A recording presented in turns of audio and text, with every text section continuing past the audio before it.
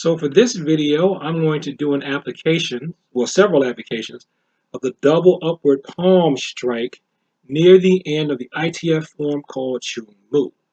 If you don't know who I am, I'll put my a reference to me and what I do below the video. And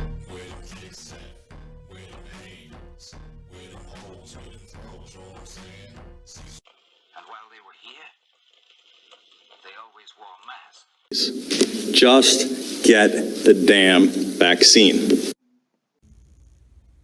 So just to make sure everybody's on the same page, we are doing applications for move number 28.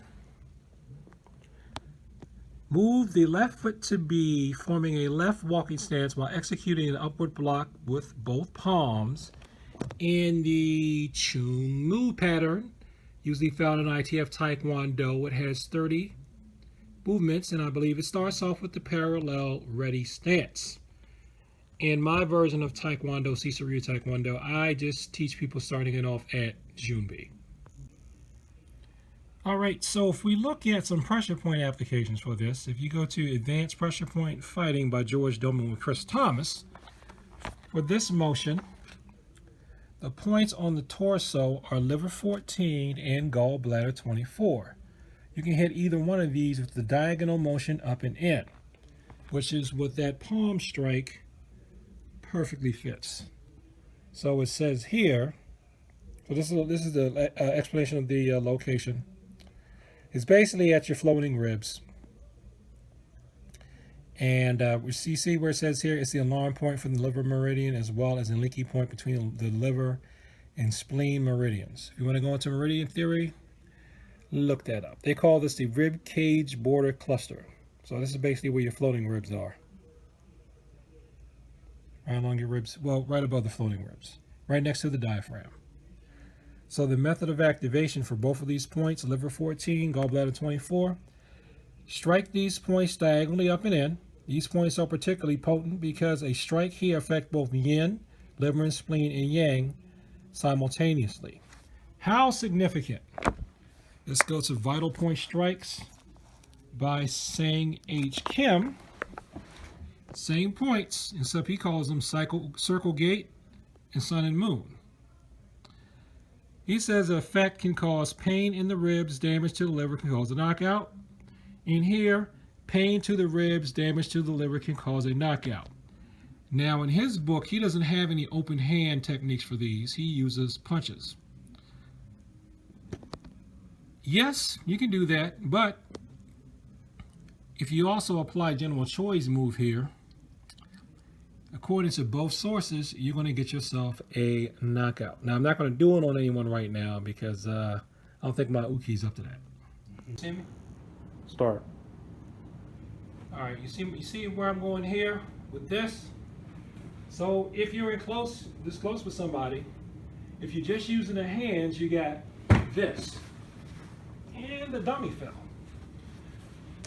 I would suggest, since you've got this motion coming up in the form here, to put a little bit of a twist on it to get this. And that will take the pain more up into the dummy, and I did it. Since you are moving your foot with it, I suggest using this motion of the knee before you go into hitting them in the ribs to get the leg to jerk back, to get them to come forward more. Hit this first and hit them at the same time to get him to go up. Or you can stomp on their foot, he has no feet. Or step on the foot to keep him from moving and come up in here.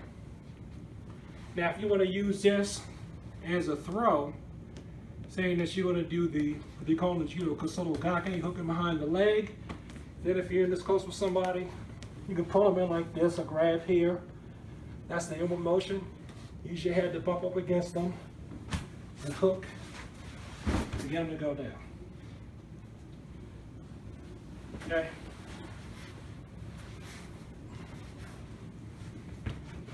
Come around here.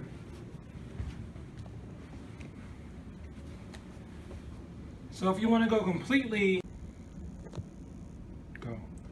Okay, so before you do this in the form. You turn around, you're doing this, and then coming up into here. So this is a knockout, this part before here.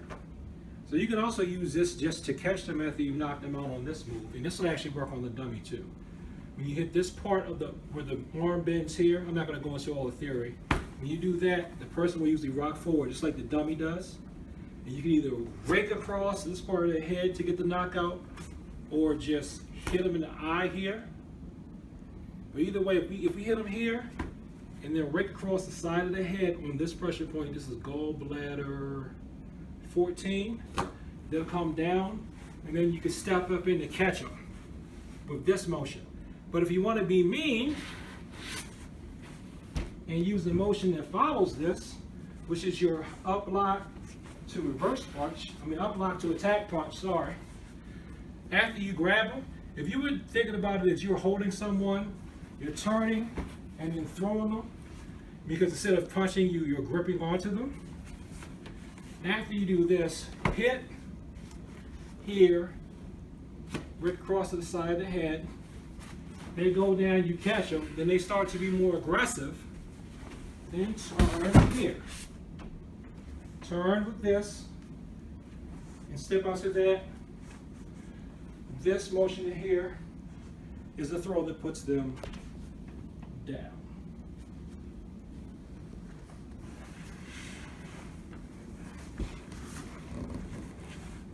Okay, and of course, if someone's trying to tackle you, let me get the same way in the form. You got this motion, hit them in the ribs, right here, if they get a hold of you. If you get them before they get a hold of you, hit them on the sides of the chin, here, with this motion on both sides of the chin. Let's see, what else?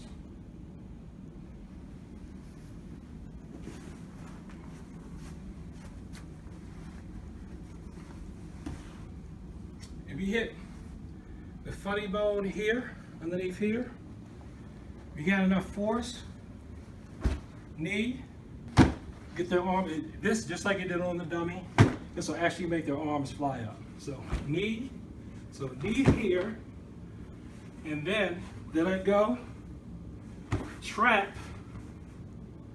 with the turning up block on both sides of their arm, trap, and finish off with that.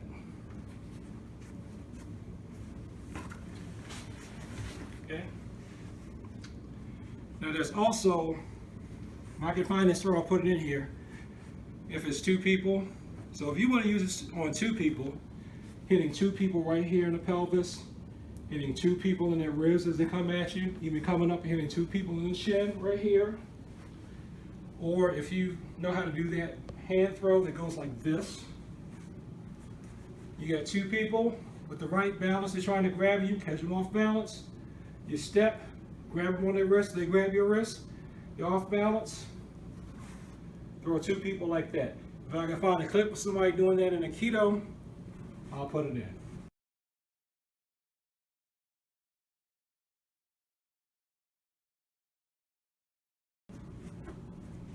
Thank you for watching this video. Like, comment, and subscribe. Please share this with people who like to talk about the martial arts in peace. And as always, thank you for your time.